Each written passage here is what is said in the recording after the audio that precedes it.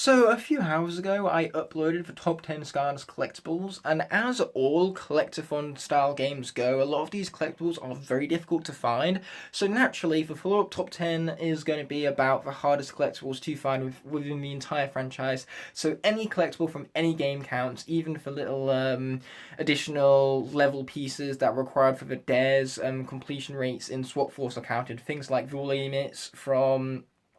Um, Winter Keep, and then for Wooden Dalmatians from Phantasm Forest, stuff like that still counts as a collectible for you to find, and a lot of those are quite difficult, which is why a lot of those will be counted towards this list, mind you. So it's based purely on my own experiences trying to find and failing to grab these collectibles. It's based on how long it took me to find them, how I found them. If I found them by accident, that just goes to show how well hidden they were, as well as for design behind them. For way how for design of a level, and for collectible oriented around all of that makes it all the more harder for you to find. So all of those things in combination with one another is what can make these collectibles on the list very, very difficult. So without further ado, let's talk about the top 10 hardest collectibles to find in the Skylanders franchise, based on, of course, my own personal experience. Of course, other people are going to struggle finding different collectibles that maybe I found easy to find, so that's why our list is going to be very, very different. So let me know in the comment section below what collectibles took you hours to find, and I mean hours upon hours of tedious grinding just to find that one treasure chest, gain that satisfying tick on the level marker. Woo! But man, that was a bit of a mouthful for an intro, so let's be rolling my classical intro without further ado to get into the top 10. And man, I said intro twice in the same sentence right there. That is what we call introception.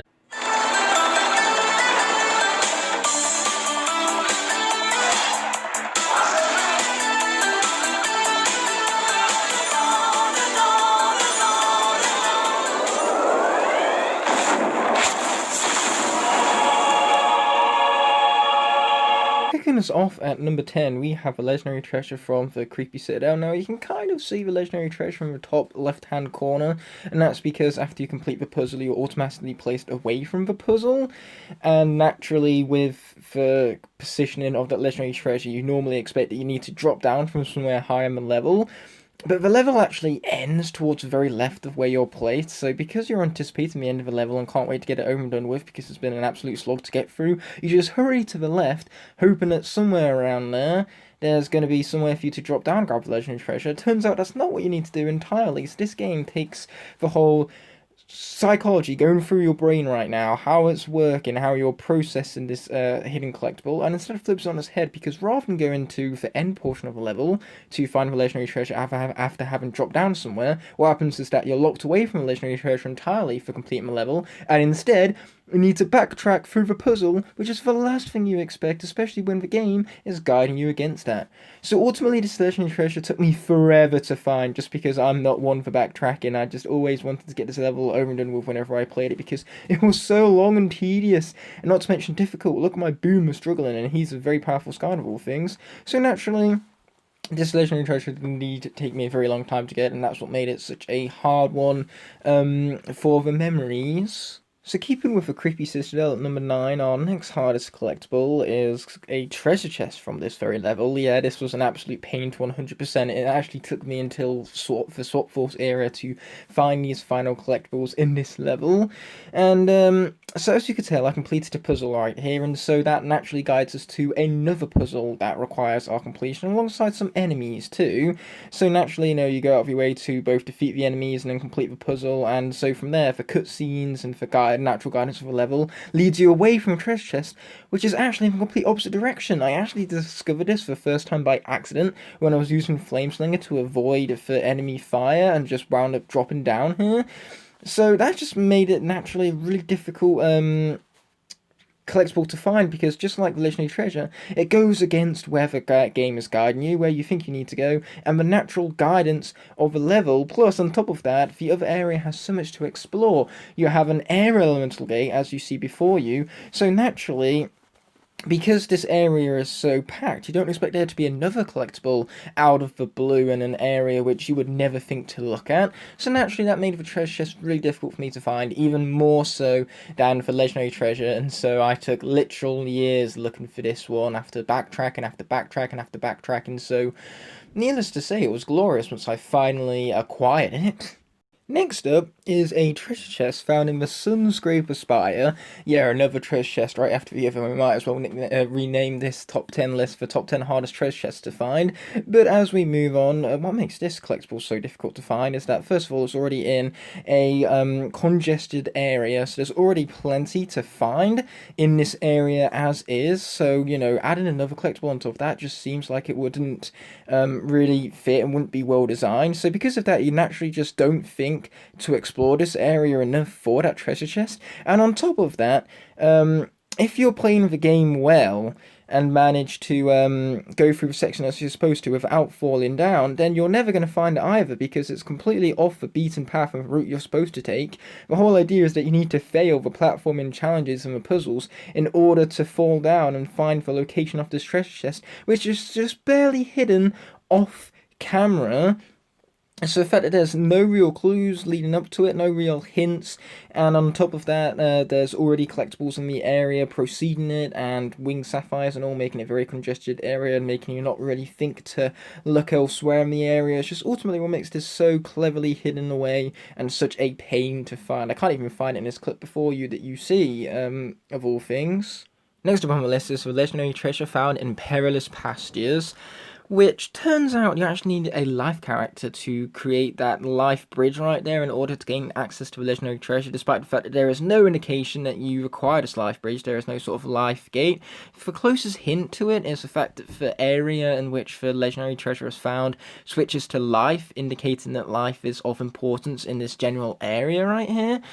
But that still doesn't really naturally clue you into how to get the legendary treasure. I was always expecting to find some sort of key or some way to open the gate from the outside rather than needing to drop down from a ledge from the inside, which once again you don't even know that there's a ledge to drop down off because you can't see it, it's out of view. So that just adds to the difficulty of this legendary treasure. And it took me so long to find. I naturally found it by accident when I was in co-op with my sister. She was playing Stealth Wolf and lost control of her acrobatic flip and wound up accidentally launching herself into that Lifegate area, so naturally prepare for me finding collectibles by total accident to be a theme of this here top 10, because that's the only explanation as to how anyone could possibly discover where this collectible is without a guide by total accident.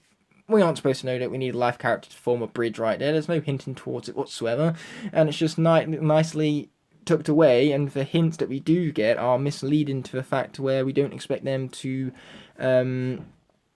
require a bridge and a drop down from a ledge of all things to access the legendary treasure. Next up on the list is going to be a treasure chest from Molkin Mountain.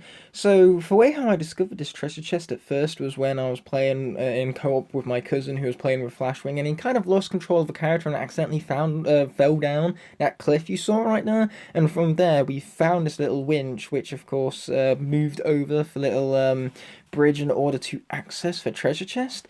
So in other words, we found it by total accident, because first of all there's no indication that you can even fall down the cliff right now, and without jumping there's no real clues as to even get the treasure chest, because it's situated in a way to where that bridge looks like it can be interacted with a giant, so it looks like it's got some sort of feat of strength behind it. So the fact that the treasure chest tricks you into thinking that you access it in some other manner, and then the actual way you access it is so well hidden, is once again using reverse psychology against you to make that treasure chest all the more difficult to find. And as I said earlier, if I weren't playing co-op with my cousin, I probably never would have found it without the help of a guide, because it was by total accident and his lack of control with Flashwing that we even accidentally came across this treasure chest in the first place. So needless to say, it was difficult, and one of the collectibles of giants that I spent the longest looking for. Next up, we have one of the floaty life preservers in Mudwater Hollow, purely because you can tell there's a tiny gap right behind these pushing blocks right here. So the main problem with this is that you actually have to be good at the game to access it, because otherwise you mistime it and wind up being pushed back by the blocks. So not only do you need to notice this out of the corner of your eye, but you also need to be able to get there.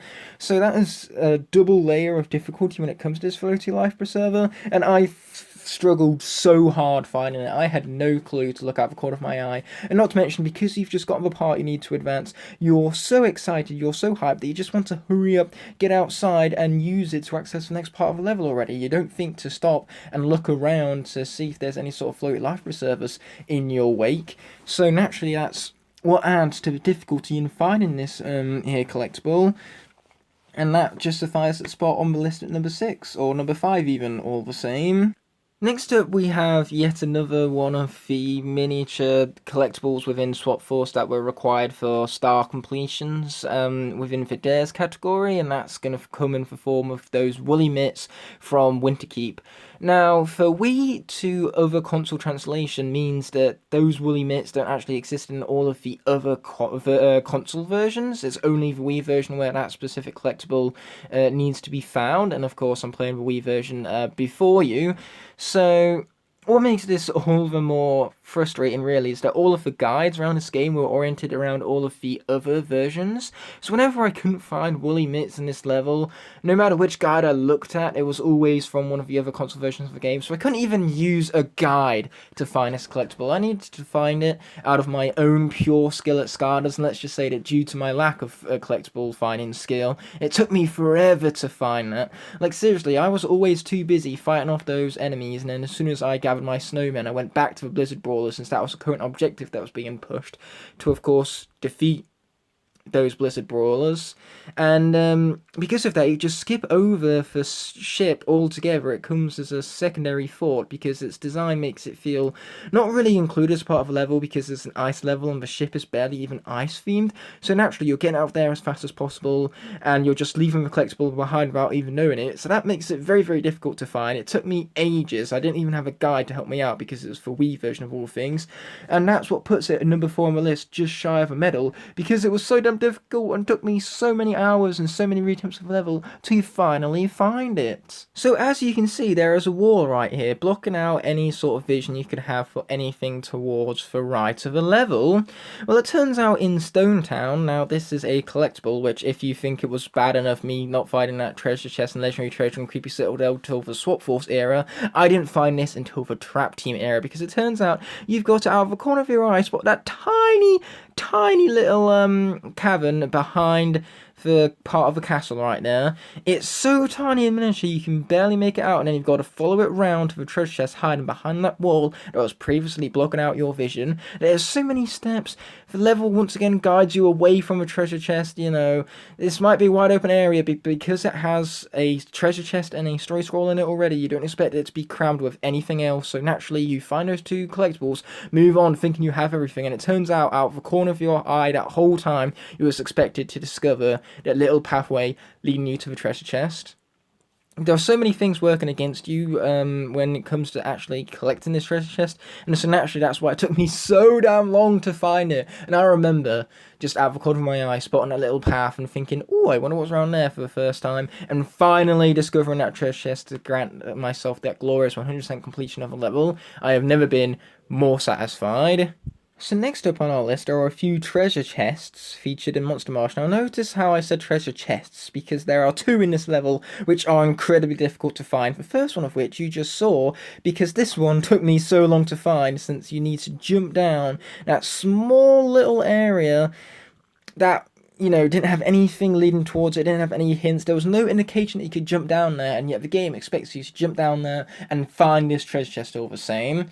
How difficult. How are you supposed to know that that was there? Sure, the fence is taken out, but that's about it really. With the whole of Monster Marsh and the creepy atmospheric vibes, the fence not being there just kind of like feels as though it's intended to add to the horror aesthetic. It doesn't feel as though it's meant to lead you towards a collectible, so the lack of guiding or hints towards it just made that treasure chest all the more difficult to find all the same. And that treasure chest isn't even on the list, because instead we're talking about the even harder treasure chest to find on the level, the one which was the last Skylanders collectible I ever found because it was just that difficult. And first of all, this little area looks like it's part of the background. It doesn't even look like you can jump on it. But after having discovered the area, you need to realize that you need to walk all the way to the far left to destroy this Traptanium to find another chest right after you had literally just found two more treasure chests, like literally only a few minutes ago in the level's sake. So in this congested area where there's already this many treasure chests, you're expected to know that there's another treasure chest in it that's in a background area, and even then you don't even need to find the background area. That doesn't even look accessible. But then you need to, on that background area, once you finally found it, proceed to the far left, which has no sort of hints, no sort of camera movement to help you or guide you towards it. That is so needlessly difficult and complicated. So that's what made this treasure chest in Monster Marsh one of the hardest treasure chests for me to find, and one of the final collectibles I actually collected within the entirety of the Skylanders franchise. In fact, that's a lie. As I implied to you at the beginning of the point, this was the last treasure chest I found in the entirety of the franchise. It was that difficult for my tiny little brain to wrap around the fact that I needed to jump to a background area and then proceed to the top left of that background area without any sort of camera guidance or hints to where it could be in a area that was already full to the brim with treasure chests as it was. So I was too busy trying to beat the level, complete it, and make it towards the very end, which was where I was being guided in the chaos of the moment. Coming in at number one, without a shadow of a doubt, has to be all of the collectibles from the Watergate in Aerial Assault, because all of them are difficult to find. First of all, you need to realize that you need to swap out to a giant on a tiny ship that is you're uneven aware that you can board, and then jump down to find a Watergate, which you need under the character of that element to even access. Sure, a lot of the collectibles in there are quite easy to find. You have the hat and the treasure chest, which are the obvious ones. But because there is a hat and a treasure chest in the level already, the last thing you expect is for there to be a treasure chest, one after the other, in that tiny cavern, completely out of the way of the camera, without any sort of hint or guidance towards where to go. And as soon as you go the wrong way, you have fallen down and cannot get back up due to the lack of jumping mechanics in Giants.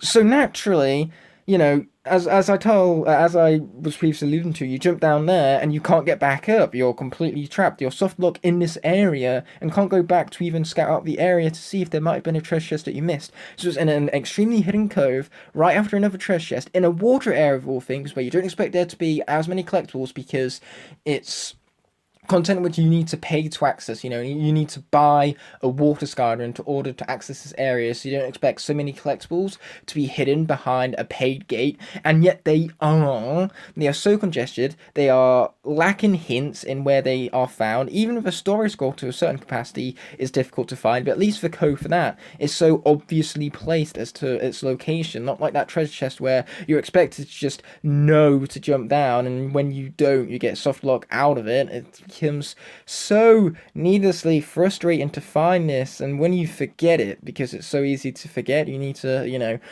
complete the water area and then restart it, so you have to go through the entire water area all over again, which is tedious and frustrating because it's long and dull. So naturally, because you don't want to go through it again, and because it's an absolute bore fest and want to get it over and done with, you know, you're hurrying through it, you're rushing through it, and because of that, you forget to even scout out collectibles, and you think that 3 is enough. Nope, there's 4 in there, so naturally, all of this frustration leads to what makes this treasure chest the hardest collectible to find, at least in my personal opinion, based on my own personal experiences of this franchise. It makes this treasure chest the hardest one to find of the entirety of the franchise. I know there's no collectibles from Superchargers and Imaginators on this list, but that's because those games are piss easy to 100%, including all of the collectibles. So naturally, Spyro's Adventure and Giants was so much more harder to find all the collectibles, and this right here is the perfect evidence to back up that statement, because man, that treasure chest took me so long to find. Not as long as the one in Monster Marsh, but long all the same. Huzzah! I'm on the other side of the frame this time, but regardless, that's going to do it for this here list. I can't emphasize enough that this is based purely on my own experiences, so if you guys go around in the comment section saying, "But I found that collectible so easy to find, how did you struggle for so long?" First of all, A, I was a dumb kid. And B, like I said in the intro, it's going to vary from person to person as to how easy or difficult a collectible is to find. You know, maybe some of you struggled to find that first treasure chest on Shattered Island that was right in front of your eyes. I had a friend who did. It took him ages to find that treasure chest somehow. But anyways, that's gonna bring this top 10 to a close. It might have sounded like I was ranting a little bit and was frustrated about these collectibles, but that was more so my passion seeping through, as I was willing to play through these games over and over again to find those collectibles because it was so much fun, the collectathon aspects of it. So, if anything, I was praising these collectibles for being so well hidden, and for ranting nature was just used to add some sort of comedic effect and entertainment value to the video. So I sure hope that's the effect that you guys had, you know, the intended effect was realised and you got a good laugh out of it. But regardless, I'll be seeing you guys tomorrow for another video within Sky Timber and its 100 Amendment Rises. Peace!